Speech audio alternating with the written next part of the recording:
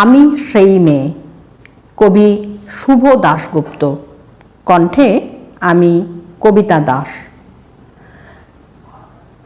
আমি সেই মেয়ে, বাসে, ট্রেনে, ট্রামে, রাস্তায় আপনি যাকে রোজ দেখেন, যার শাড়ি, কপালের টিপ, কানের দুল আর পায়ের গোড়ালি আপনি রোজ দেখেন। আর আরও অনেক কিছু দেখার স্বপ্ন দেখেন। স্বপ্নে যাকে ইচ্ছে মতন দেখেন, আমি সেই মেয়ে। বিহারের প্রত্যন্ত গ্রামে দিনের আলোয় যার ছায়া মাড়ানো আপনার ধর্মে নিষিদ্ধ, আর রাতের গভীরে যাকে বস্তি থেকে তুলে আনতে পাইক বরকন্দাজ পাঠান আপনি, আর সুসজ্জিত বিছানায় যার জন্য অপেক্ষায় অধীর হয় আপনার রাজকীয় লাম্পট্য, আমি সেই মেয়ে। আমি সেই মেয়ে আসামের চা বাগানের ঝুপড়ি কামিন বস্তি থেকে যাকে আপনি নিয়ে যেতে চান সাহেবী বাংলোয়। মধ্যরাতে ফায়ার প্লেসের ঝলসে ওঠা আলোয় মোদির চোখে দেখতে চান যার অনাবৃত শরীর, আমি সেই মেয়ে।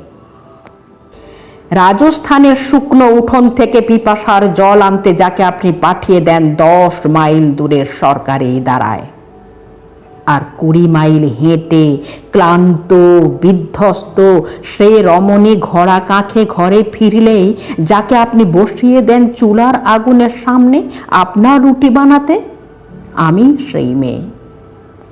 আমি সেই মেয়ে যাকে নিয়ে আপনি মগ্ন হতে চান গঙ্গার ধারে, কিংবা ভিক্টোরিয়ার সবুজে, কিংবা সিনেমা হলের নীল অন্ধকারে, যার চোখে আপনি এঁকে দিতে চান ঝুটা স্বপ্নের কাজল, আর ফুরিয়ে যাওয়া সিগারেটের প্যাকেটের মতো পথের পাশে ছুঁড়ে ফেলে আপনার ফুল সাজানো গাড়ি শুভ বিবাহ সুসম্পন্ন করতে ছুটে যায় শহরের পথে।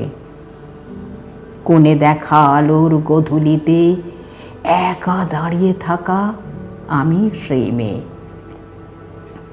আমি সেই মেয়ে এমনকি দেবতারাও যাকে ক্ষমা করেন না, অহংকার আর শক্তির দম্ভে যার গর্ভে রেখে যান কুমারীর অপমান, আর চোখের জলে কুন্তি হয়ে নদীর জলে বিসর্জন দিতে হয় কর্ণকে, আত্মজকে, আমি সেই মেয়ে। সংসারের অসময়ে আমি ভরসা। আমার ছাত্র পড়ানো টাকায় মায়ের ওষুধ কেনা হয়, আমার বাড়তি রোজগারে ভাইয়ের বই কেনা হয়।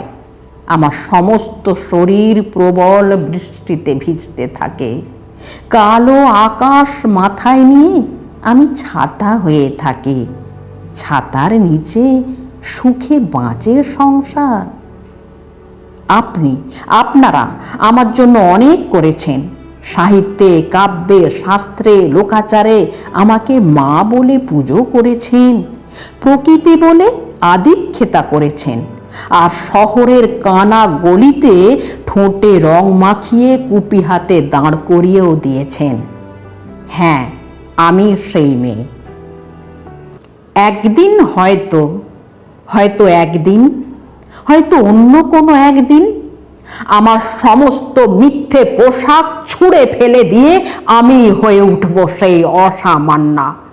খোলা চুল মেঘের মতো ঢাকবে আমার খোলা পিঠ, দু চোখে জ্বলে উঠবে ভীষণ আগুন, কপাল ঠিকরে বেরুবে ভয়ঙ্কর তেজ রশ্মি, হাতে ঝলসে উঠবে সেই খড়গ, দু পায়ের নুপুরে বেজে উঠবে রণদুন্ধুবি, নৃশংস অট্টহাসিতে ভরে উঠবে আকাশ।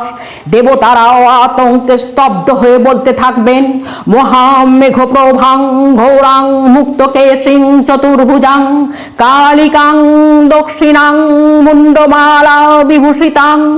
বিভৎস দাবানলের মতো আমি এগোতে থাকবো, আর আমার এগিয়ে যাওয়া পথের দুপাশে অসংখ্য মুন্ডহীন দেহ ছটফট করতে থাকবে। সভ্যতার দেহ, প্রগতির দেহ, উন্নতির দেহ, সমাজের দেহ। হয়তো আমি সেই মেয়ে, হয়তো বা